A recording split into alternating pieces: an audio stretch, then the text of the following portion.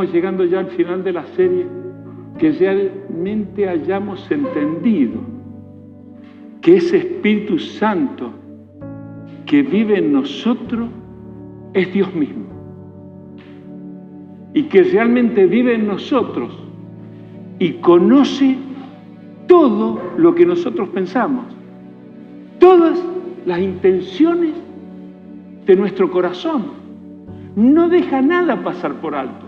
Hermanos, si hemos entendido esto, vamos a poder decir como Juan el Bautista, es necesario que yo mengüe para que realmente Cristo, ese Cristo que vive en mí, que conoce todo mi andar, todos mis pensamientos, realmente esté sentado en mi trono.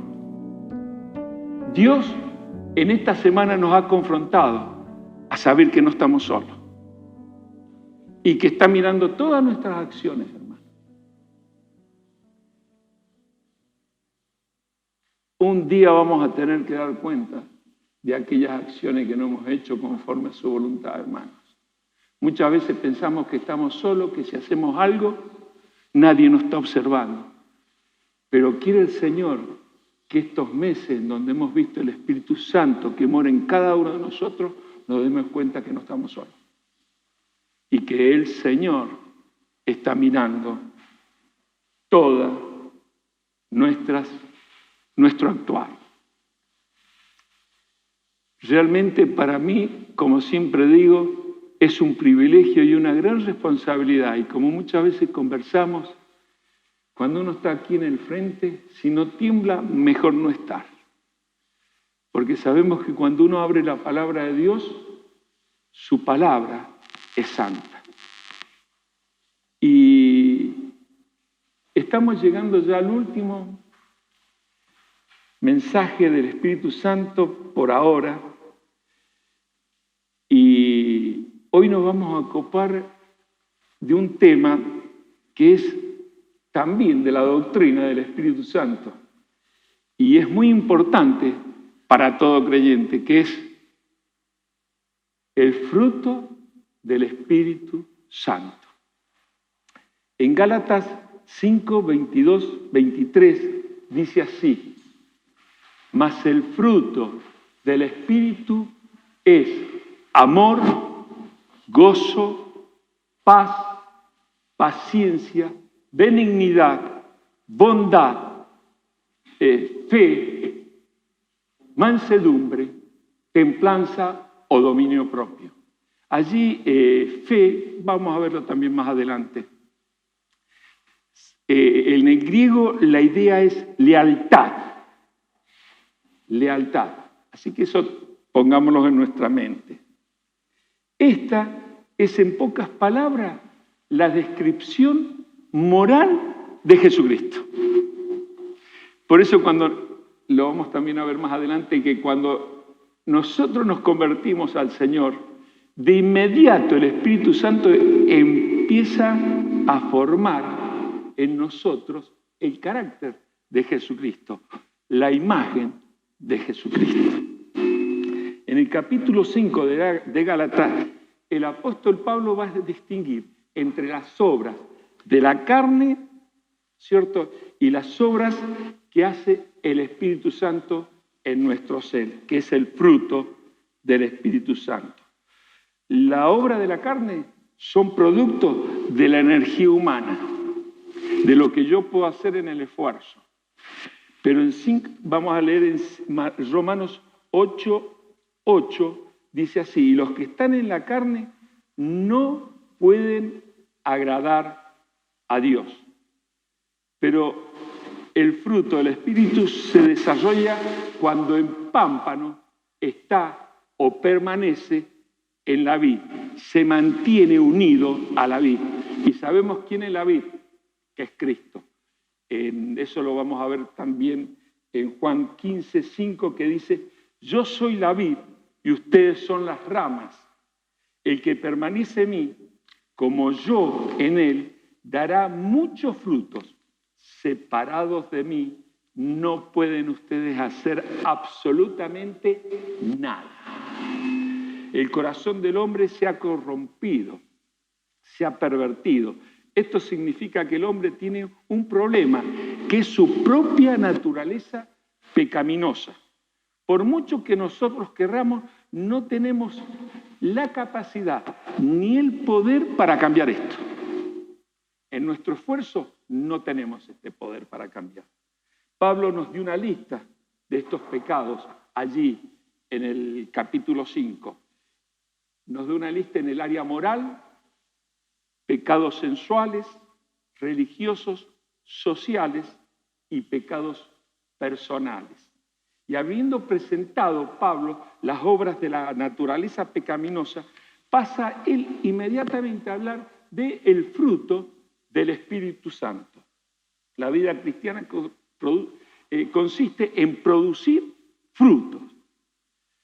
Lo que debemos hacer es dejarlo a Él, que controle nuestro ser interior para que produzca en nosotros el fruto, es decir, el carácter, como decíamos recién, y la imagen de Jesucristo. Aunque el cambio es interior, siempre cuando Dios obra, hermano, cuando entra al ser interior, Él comienza a hacer un cambio en forma interior. Es interior y espiritual. Esa nueva vida empieza a manifestarse en el carácter, en la conducta, en las relaciones y en el modo de pensar del cristiano. La vez pasada decíamos, qué triste cuando algún hermano que ha estado alabando al Señor, recién me he conmovido del Señor, que es poderoso, es grande, que nunca nos deja, que siempre está a nuestro lado. Hemos estado alabando, escuchamos su palabra, salimos a la puerta del templo y sentimos hablar de cualquier otra cosa menos de la palabra de Dios. Dice que estaba de la abundancia del corazón habla la boca. Y a esa manifestación de la nueva vida espiritual se le llama el fruto del Espíritu. Mientras que en la lista que caracteriza las expresiones de la naturaleza humana, la vamos a ver si ustedes lo leen al capítulo 5, está en plural. Observemos que el fruto se expresa en singular. Nunca decimos los frutos del Espíritu, decimos el fruto del Espíritu. Y lo vamos, ¿por qué la palabra de Dios hace esta acepción? Porque una es en plural y la otra es en singular. El Espíritu Santo no produce algo de Cristo, algún aspecto del carácter de Cristo. El Espíritu Santo produce una sola clase de fruto, es decir, la imagen de Jesucristo en el creyente. Todas las virtudes introducidas en el capítulo 5 de Gálatas, versículo 20 y versículo 22 y 23, están presentes en Cristo. Por ende, el fruto del Espíritu es la vida de Jesucristo en cada uno de nosotros, hecha posible gracias a la obra y al poder del Espíritu Santo. Es por eso que es importante que nosotros nos vaciemos, para que realmente el Espíritu vaya forjando en nosotros la imagen y el carácter de Jesucristo. Cuando el Espíritu Santo nos conecta con Jesús, por medio de su palabra escrita, la Biblia, sus características, sus virtudes comienzan a ser reveladas en nuestras vidas. Juan 15, vamos a encontrar aquí una interesante progresión. Eso ustedes leanlo tranquilo en su casa. Vamos a encontrar que dice la palabra, primero, fruto, singular. Pero después vamos a encontrar frutos, plural. Y después vamos a encontrar muchos frutos.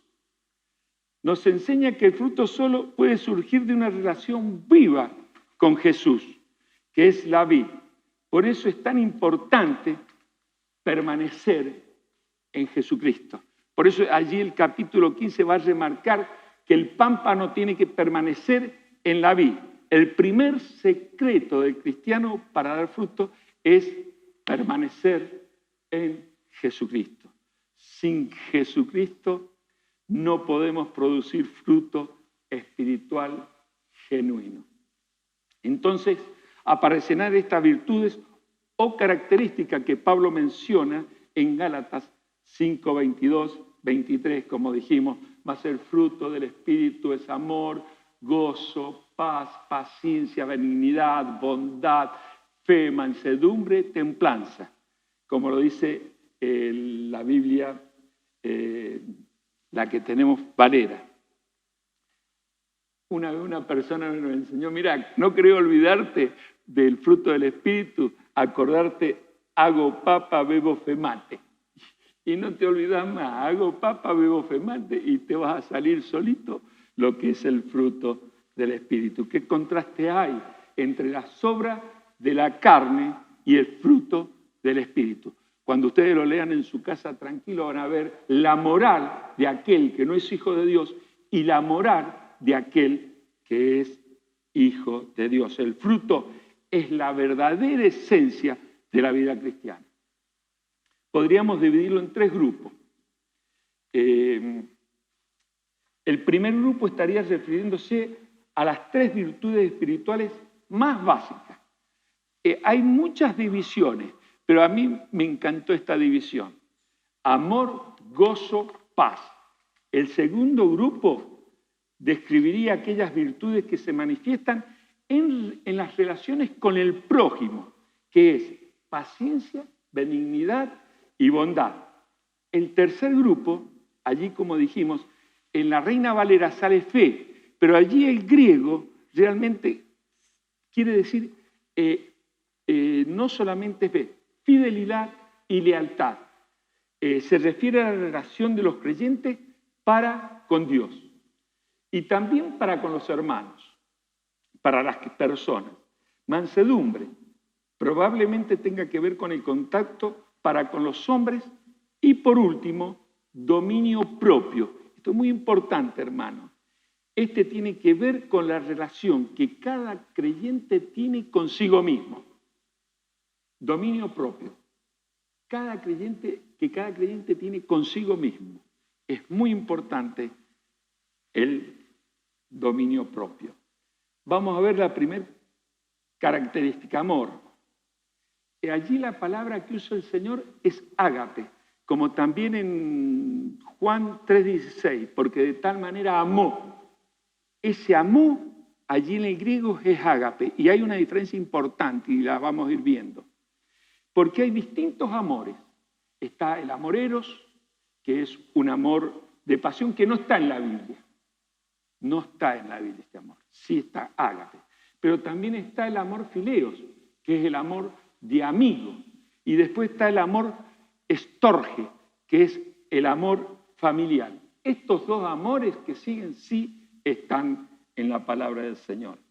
Ágape es la naturaleza misma de Dios, porque Dios es amor. Y lo vamos a leer en 1 Juan 4, del 7 al 12, que dice así: estimados hermanos, amémonos unos a otros, porque el amor viene de Dios.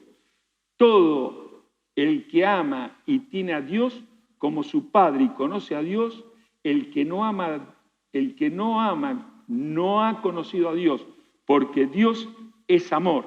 En esto Dios nos mostró su amor, en que envió a su Hijo al mundo para que tuviéramos vida por medio de Él.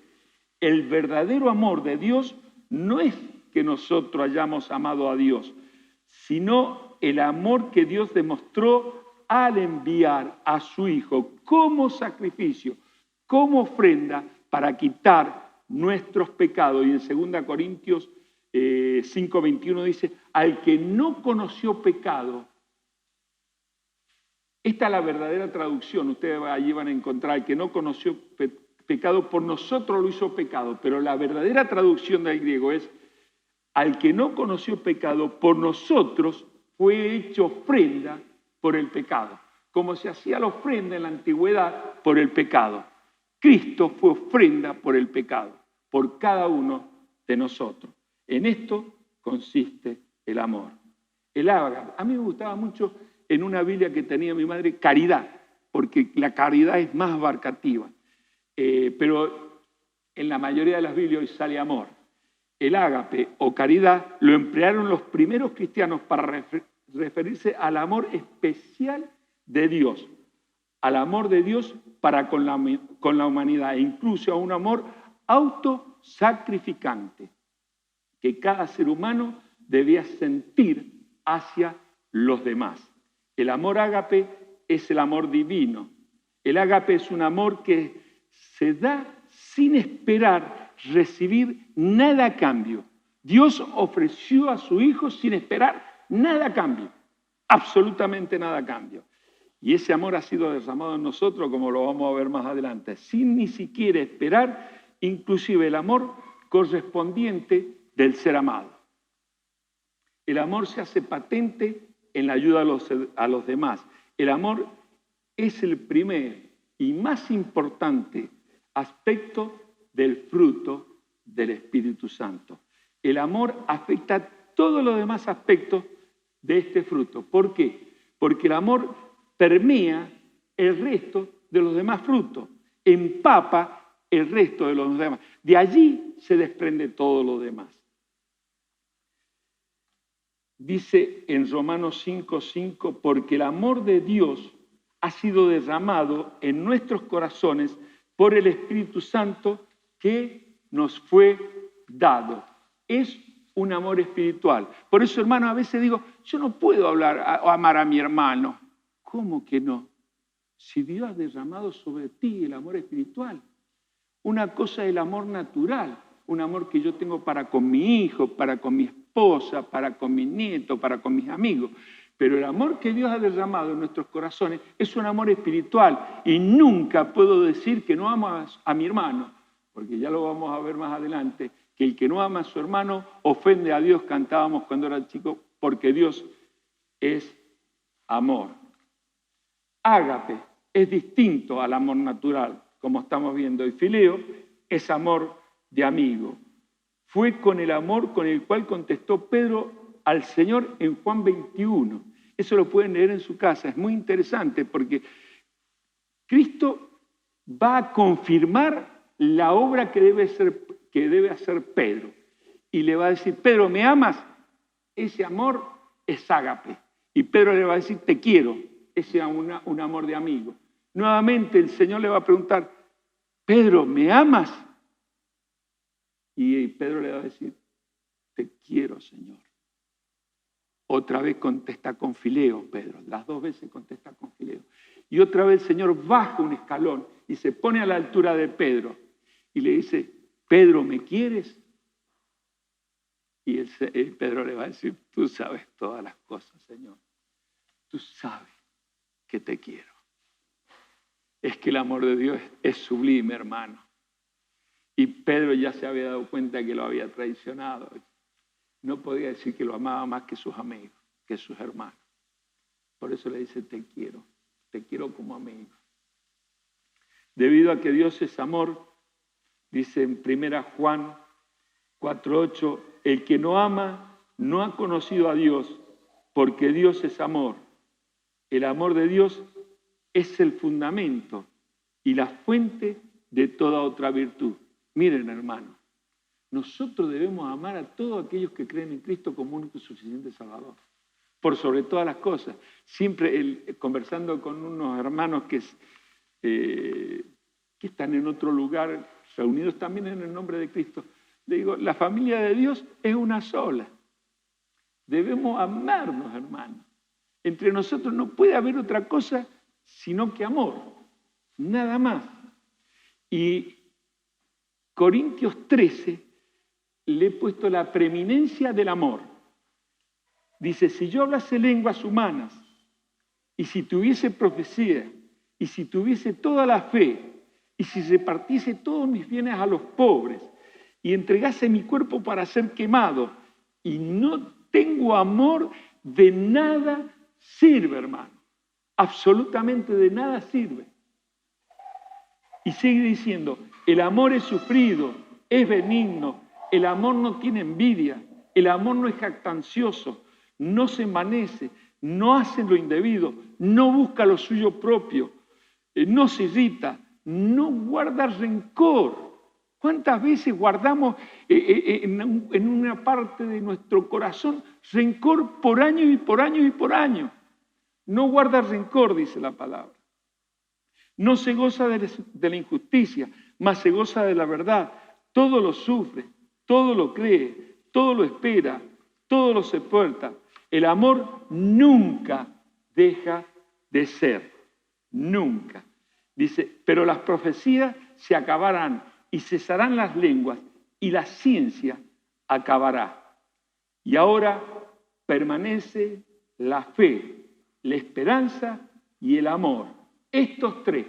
Pero allí hay un pero, que es una conjunción aversativa, que significa, resta parcialmente el significado a lo expresado. Pero, cuando uno escucha un pero hay que prestar atención. El mayor de ellos es el amor.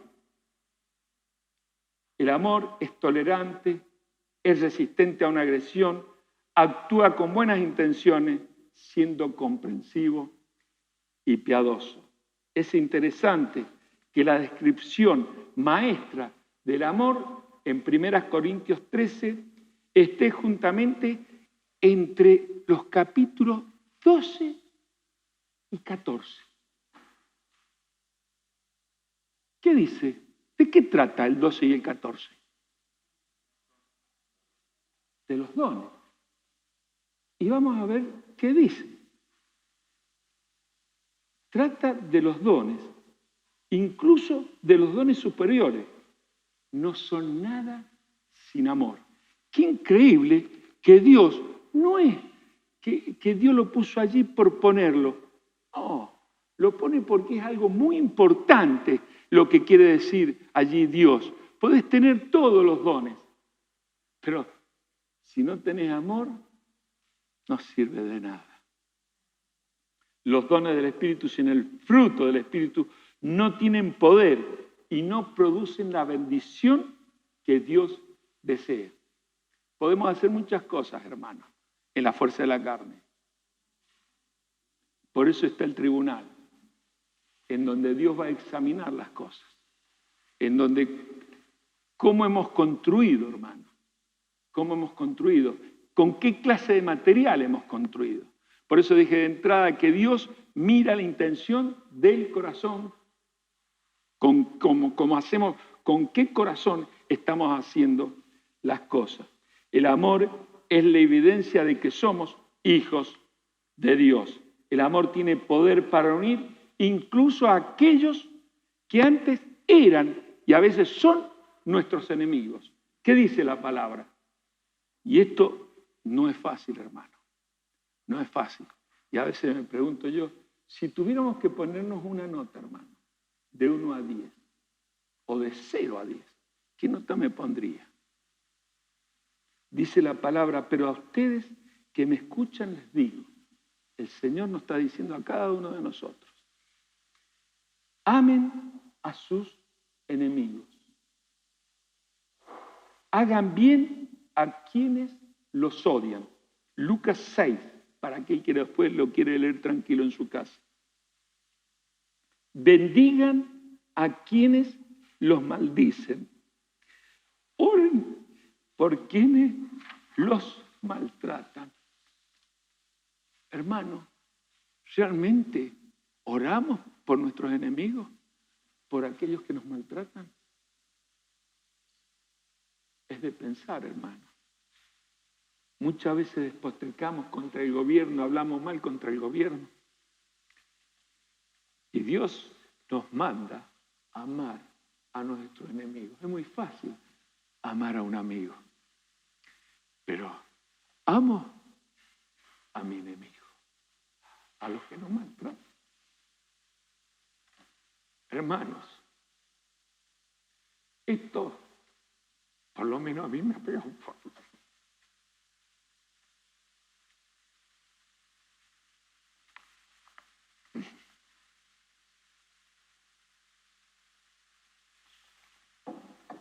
Por lo tanto, por nuestro amor, el mundo conocerá que nosotros somos cristianos de verdad, seguidores de Cristo.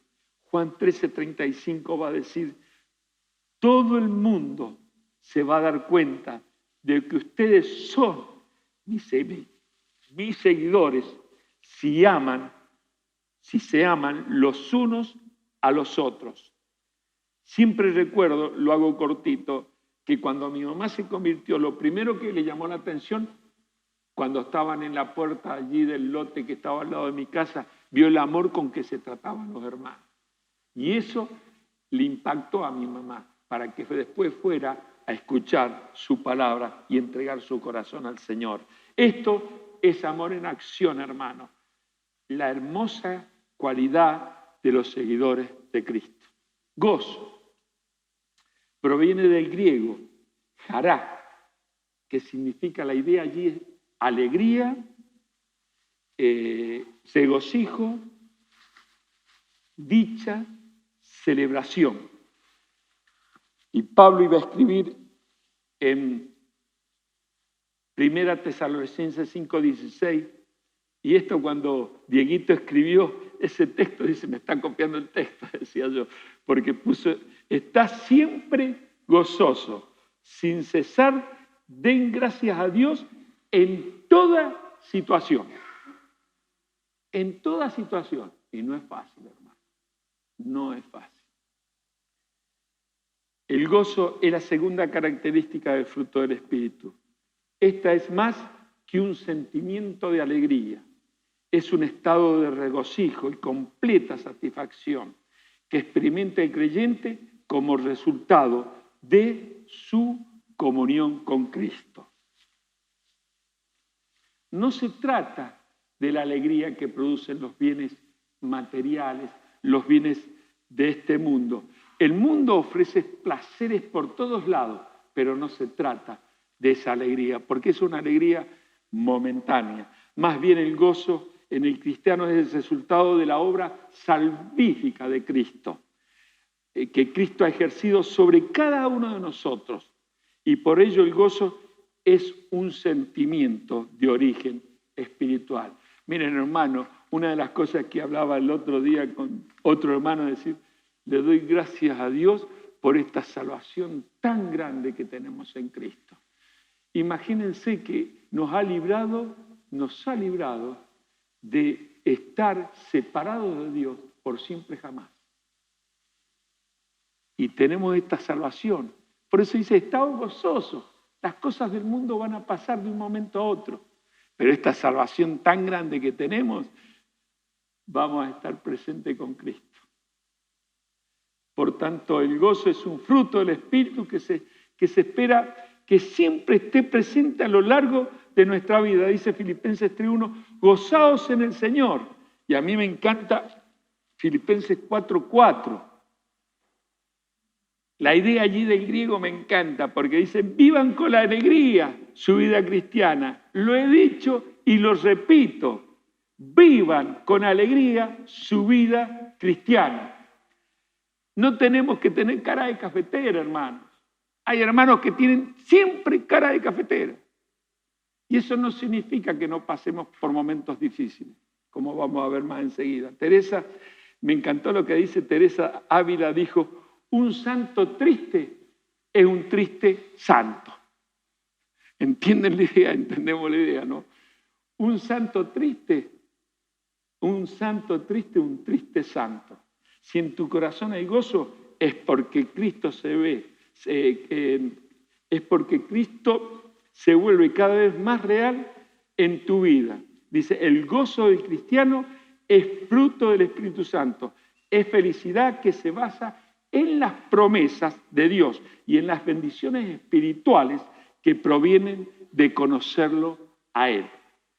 Si no es así, pídele al Señor que renueve tu espíritu y lo llene del gozo de su salvación. Paz. La palabra paz proviene del latín, que es pax, con X, y significa un estado de tranquilidad y de sosiego. La paz no es simplemente ausencia de conflicto. Todos vamos a tener conflicto. El Señor dijo, en Juan 16:33 les dijo, Le he dicho todo esto para que, unidos a mí, encuentren paz. En el mundo tendréis sufrimientos, aflicciones. Pero dice el Señor, pero ánimo, pero confiad, yo he vencido al mundo. Como seres humanos que vivimos en este mundo, siempre pasamos por circunstancias variadas, siempre. El Señor lo está diciendo en su palabra. Pasamos momentos de alegría, de paz y también momentos difíciles, como hemos estado orando. Hay momentos difíciles y de mucha tristeza, donde sentimos que todo nos sale mal. En esos momentos difíciles necesitamos tener de la paz de Cristo. Al parecer, nadie que está a nuestro alrededor nos las puede ofrecer. A veces cuando alguien está pasando por una situación difícil, yo creo que un abrazo es lo más importante para esa persona. Las palabras a veces huelgan, pero un abrazo, que el hermano sienta que lo amamos, eso es muy importante, hermano. Dice, nosotros, qué maravilloso, que a pesar de todo esto, de que a veces pasamos por situaciones difíciles y que tal vez nadie alrededor nos las puede ofrecer la paz, el Señor dijo, les dejo mi paz en Juan 14, 27. Mi paz se la doy, una paz que no es la que el mundo da. No vivan angustiados, ni tengan miedo. En Jesús hay promesa de paz. En medio del caos personal. Es la paz que dice su palabra, sobrepasa todo entendimiento. Solo los hijos de Dios pueden encontrar esta paz perfecta del príncipe de paz que es Jesucristo. Dios nunca nos dejará solos. Siempre recuerdo ese precioso capítulo 28 cuando los discípulos estaban allí y sabían que el Señor se iba a ir, sabían ya que iba a partir, pero le dijo, nunca los voy a dejar solos, los voy a acompañar hasta el fin. Y esa tiene que ser nuestra esperanza y nuestra fe puesta en Él, que siempre estamos de la mano de Jesucristo. En Jesús hay promesa de paz en medio del caos. Solo los hijos de Dios pueden encontrar y experimentar esta paz. Ahora, cuarto, paciencia. En el griego la paciencia da la idea de firmeza, constancia, resistencia, perseverancia, fortaleza. Todo eso encontramos allí en el griego sobre la paciencia. El ejemplo supremo lo encontramos en Jesús. En el capítulo de Lucas 23, 34, Jesús iba a decir, Padre, perdónalos porque no saben lo que hacen. Notemos que el Señor atribuyó esto al pecado de ignorancia. Los que lo estaban crucificando, los que lo estaban ultrajando, los que lo ataron. Cuando llegó aquella cantidad de soldados que vieron que el Señor, cuando dijo yo soy, cayeron en tierra, luego se paran, permitió el Señor que se paren y dicen, yo soy el que buscáis. Y lo ataron al Señor. Es tremendo. Qué paciencia tuvo el Señor para aquellos que lo ultrajaron. Paciencia es la cualidad de resistir con firmeza, con confiada expectativa de un fin deseado, a pesar de las dificultades, del desánimo y a menudo del sufrimiento. Vivimos en una época donde las personas no tienen prácticamente paciencia y todo lo quieren ya. Café instantáneo, puro instantáneo, cuántas cosas instantáneas, todo ya, sopa instantánea. Pero en la Biblia la paciencia tiene que ver con saber esperar con calma y con gozo. Los hombres de Dios aprendieron paciencia. Encontramos numerosos, ejemplos de paciencia. Si uno va a la Biblia encontramos a un Job. Qué paciencia que tuvo Job. Cuánto perdió, sin embargo, fue paciente y esperó en Dios. y Dios le multiplicó lo que él tenía, hasta los hijos, todo. También podemos ver en Abraham, cuando Dios le prometió que iba a tener un hijo, y pasaron muchos años. A los 100 años le dio la promesa el Señor. Fue un hombre que ejerció la paciencia.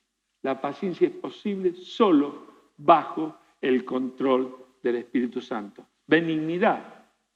Como quinto punto, la benignidad en la Biblia se refiere a un comportamiento ejemplar de todo cristiano, proclamando gracia, ternura y compasión.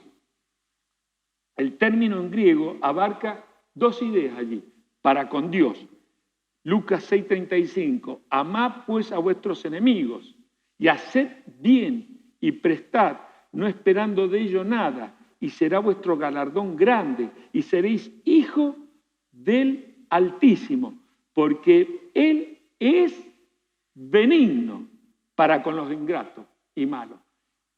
Dios es benigno. Y para los hombres, ahora en Efesios 4:32, antes sed benignos.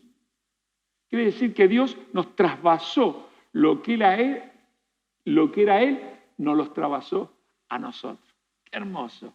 Antes de venirnos unos con otros, misericordiosos, perdonándoos unos a otros como Dios también os perdonó a vosotros en Cristo. Encontramos un claro ejemplo de Cristo mostrando benignidad. En Lucas 7:37 en adelante se nos relata, lo que dice allí lo he resumido, se nos relata que Jesús estaba sentado en la casa del fariseo. Y una mujer pecadora llorando seca entra allí a esa casa y una mujer pecadora llorando entra con su cabello, entra y llorando seca con sus cabellos los pies del Señor y le ungía con un costoso perfume. Pese a que el fariseo Simón puso en duda la omnisciencia de Dios, del Señor, Jesús lo corrigió amablemente, pero con firmeza a Simón, indicándole que ella había hecho lo que él ni de cerca intentó hacer. Es interesante que lo lean, hermano. También le habló con autoridad y mucha dulzura a la mujer y le dijo, tus pecados te son perdonados. Por eso le habló con autoridad, pero también le habló con mucha dulzura. Tu fe te ha salvado, ve en paz. Esta es una lección de benignidad en acción. De esta misma manera debemos actuar para con nuestro prójimo, proclamando gracia, como dijimos recién, ternura y compasión. Bondad. La palabra bondad viene del latín y la idea es cualidad de bueno. Es interesante señalar lo que se expresa en el griego, mirando hacia una perspectiva moral, expresando en todos los casos la inclinación hacia el bien. Se identifica con la característica propia de las buenas personas. Es también la inclinación o tendencia a hacer el bien. El antónimo de la palabra bondad es maldad, rasgo negativo de una persona que refleja la ausencia de la bondad o el afecto hacia su prójimo. Para los cristianos la bondad es una característica especial de su carácter. Por eso lo menciona Gálatas 5:22, se menciona explícitamente la idea de bondad. Se trata de una cualidad que ha sido depositada por Dios en el alma de la persona, en el alma del creyente. Desde la perspectiva cristiana, el hecho de ser buena persona es una inclinación que proviene de la infinita bondad de Dios. En otras palabras, Dios posee los atributos perfectos y entre ellos se encuentra la bondad. Y por otra parte, si nosotros nos acercamos a Él, seremos guiados por un espíritu generoso. Si algo que tiene Dios, que es generoso, hermano. Siempre actúa con generosidad. Y su palabra dice que nos da mucho más de lo que nosotros pedimos. Así que si nosotros pedimos así, nos da muchísimo más. Fidelidad. En el griego la idea es ser fiel, leal, confiable, ser una persona de entera confianza. La fidelidad es una virtud esencial y no puede faltar en el cristiano, ya que una vez que se traiciona la confianza, es muy difícil construirla. Es muy difícil construir lo que se daña, hermano. Por ejemplo, he puesto 2 ejemplos. En el matrimonio, si uno es infiel a su mujer o a su esposo, ¿cómo reconstruir de nuevo eso? Si uno es infiel a su amigo, ¿cómo arreglás de nuevo esa amistad? Dios quiere que cada uno sea hallado fiel. En 1 Corintios 4:2 dice así: ahora bien, a los que reciben un encargo se les exige que demuestren ser dignos de confianza, que demuestren ser fieles. La fidelidad es una de las bases de la espiritualidad. La fidelidad es un atributo de Dios, es decir, Él es fiel. Y dice en 1 Corintios 1:9, fiel es Dios por el cual fuisteis llamados a la comunión con su Hijo Jesucristo, nuestro Señor. Fiel es Dios. Y dice Deuteronomio 7:9, Él guarda las promesas, el pacto y cumple su palabra. Es por eso que la fidelidad debe ser también la característica de todo cristiano. Es fiel solo quien obedece a Dios. Es muy importante esto, hermano. Cuando yo obedezco a Dios, voy a ser fiel. En la parábola de los talentos, el Señor elogió y recompensó a 2 de sus siervos, a 2 de ellos. Dice que a uno le dio 500 monedas, trajo 5.000 monedas, y trajo 5.000 monedas más, así que lo duplicó. A otro le dio 2.000 monedas y trajo otras 2.000 monedas más, lo duplicó al talento. Y su Señor le dijo así a estos 2. Su Señor le dijo a cada uno de ellos: bien, siervo bueno y fiel, sobre poco has sido fiel, sobre mucho te pondré, entra en el gozo de tu Señor. Pero cuando llegó al que le había dado 1.000, ¿qué dice la palabra? Lo escondió, no lo negoció, ni siquiera lo llevó al banco para que le diera intereses.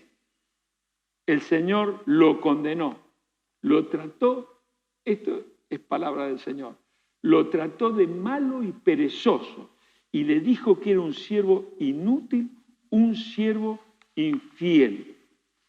Siervo inútil y siervo infiel.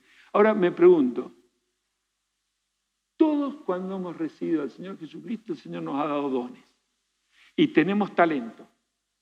Si tuviéramos que poner de 0 a 10, ¿cuánto nos pondríamos, hermano? ¿Cuánto estoy usando yo los talentos y los dones que Dios me dio? O vengo acá, me siento y me voy a mi casa, pasa la semana, vengo de nuevo, me siento, me voy a mi casa. Hermanos, esto es muy importante. Espero que un día el Señor nos diga: buen siervo y fiel, sobre pocos fuiste fiel, sobre mucho te pondré. Dios mira el corazón, como decíamos más, y pesa la intención. Solo recibirán recompensa de parte de Dios aquellas acciones que se hagan con amor, fidelidad y para gloria de Dios. Mansedumbre. La idea en el griego es equivalente a tranquilidad espiritual, que controla las emociones, que no se desborda, que expresa sus convicciones sin ofender, que perdona, que escucha, sin hacer alarde de sus actos y que acepta los designios de Dios. Que no lo alteren las ofensas injustas de los demás, para quienes no reserva rencor ni venganza, no como síntoma de debilidad,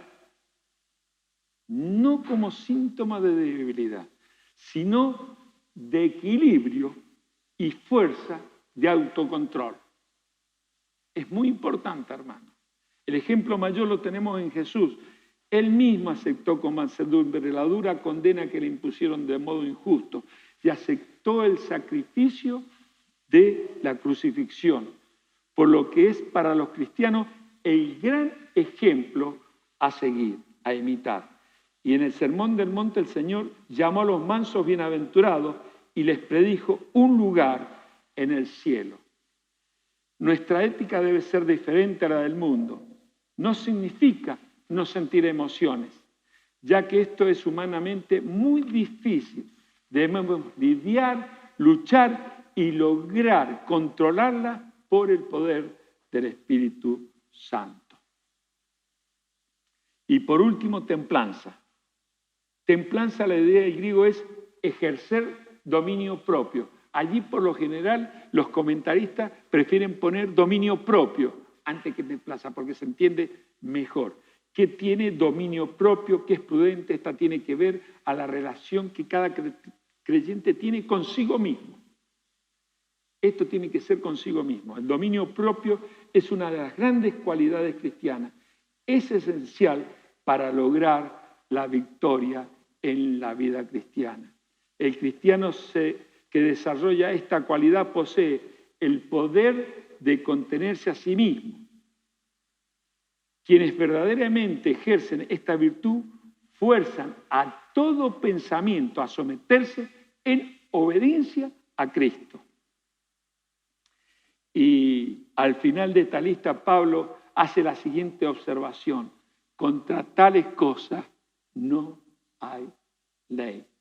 Como si dijese, quien tiene este fruto del Espíritu tiene la verdadera libertad. No necesita ninguna ley, como lo dice Pablo. Contra tales cosas no hay ley.